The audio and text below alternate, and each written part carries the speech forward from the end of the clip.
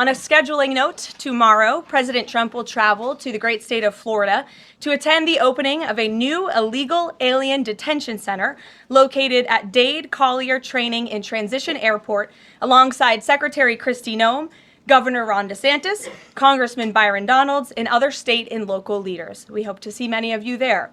The facility is in the heart of the Everglades and will be informally known as Alligator Alcatraz.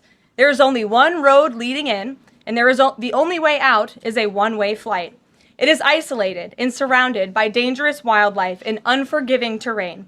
The facility will have up to 5,000 beds to house, process, and deport criminal illegal aliens. This is an efficient and low-cost way to help carry out the largest mass deportation campaign in American history.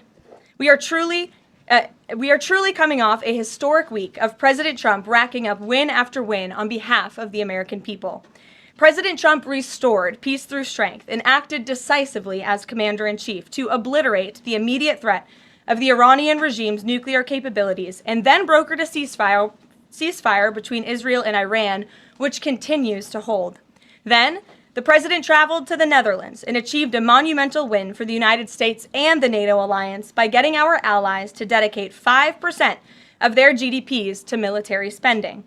As a result of President Trump unleashing American energy dominance, summer gas prices are at the lowest they have been in 4 years, heading into the July 4th week.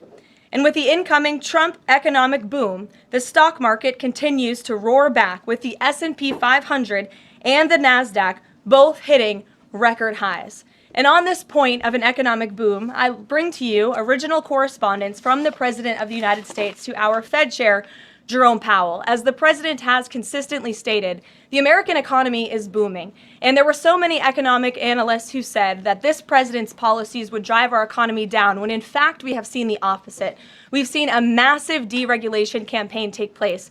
We've seen inflation completely diminished from where it was under the reckless spending and the bad policies of the previous incompetent administration. I would remind the Fed chair, and I would remind the entire world, that this is a president who was a businessman first, and he knows what he is doing. He has a proven economic formula that worked in his first term as president, and it is working again. The one problem that remains is high interest rates for the American people. The American people want to borrow money cheaply, and they should be able to do that. But unfortunately, we have interest rates that are still too high. So the president sent this note to the Fed chair today. And if you look at this chart, this is a chart of all of the interest rates of many countries throughout the world. At the top is Switzerland. They're only paying a quarter for interest rates. Cambodia, Japan, Denmark, Thailand, Botswana, Barbados, Taiwan, Bulgaria, Cuba, Sweden, Morocco, Cabo Verde, South Korea, Algeria, Canada, Albania, Libya, Malaysia, China, New Zealand, Trinidad and Tobago, Czechia, Bolivia, Australia, Costa Rica, the Bahamas, Kuwait, Papua New Guinea, Bosnia, United Kingdom, and the UAE are all paying lower interest rates than the United States of America, which has one of the hottest and strongest economies in the world. The president sent this note to the Fed chair. It says, "Jerome, you are as usual too late. You have cost the USA a fortune and continue to do so. You should lower the rate by a lot. Hundreds of billions of dollars are being lost, and there is no inflation." And the president is right. There is historically low inflation thanks to his policies. And we will continue to drive down the cost of living in this country for Americans. We will continue to deregulate. And it's also incredibly important that we pass this one big, beautiful bill, which is the largest tax cuts in American history. And that's why the White House and the president himself have been in touch with lawmakers all weekend long to get this bill passed. And they are working very hard to do so. It remains a top priority for the president. And this bill has exposed the clear differences between Republicans and Democrats in 2025. The Democrats are doubling down on craziness and radical policies that are undermining the very fabric of our country. Just look at the Democrat nominee for New York City Mayor, Zohran Mamdani. He's a Democrat socialist, really a communist, who proudly calls to defund the police, peddles anti-Semitism, praises pro-Hamas groups, wants Israel abolished, and believes wealthy Americans should not exist. Those are his words, just as recent as this weekend.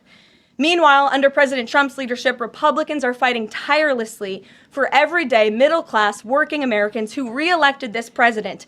And we're carrying out a revolution of common sense. And all of that is packed into this one big, beautiful bill. It delivers the largest middle and working class tax cuts in U.S. history. It keeps America safe by funding the largest ever one-time investment in border security. It's enough to reverse the Biden border invasion. And every single Democrat is against that, against securing our border and deporting millions of criminal illegal aliens.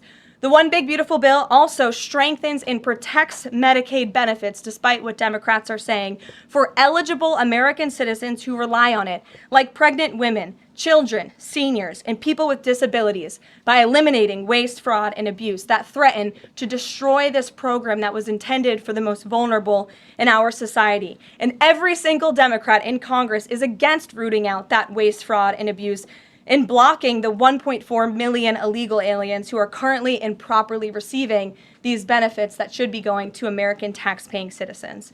The Democrats in Congress are more concerned with defending illegal aliens than they are hardworking Americans.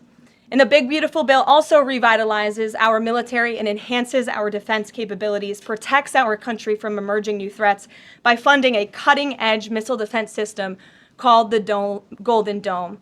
And as we all know, the One Big Beautiful Bill makes the Trump tax cuts permanent.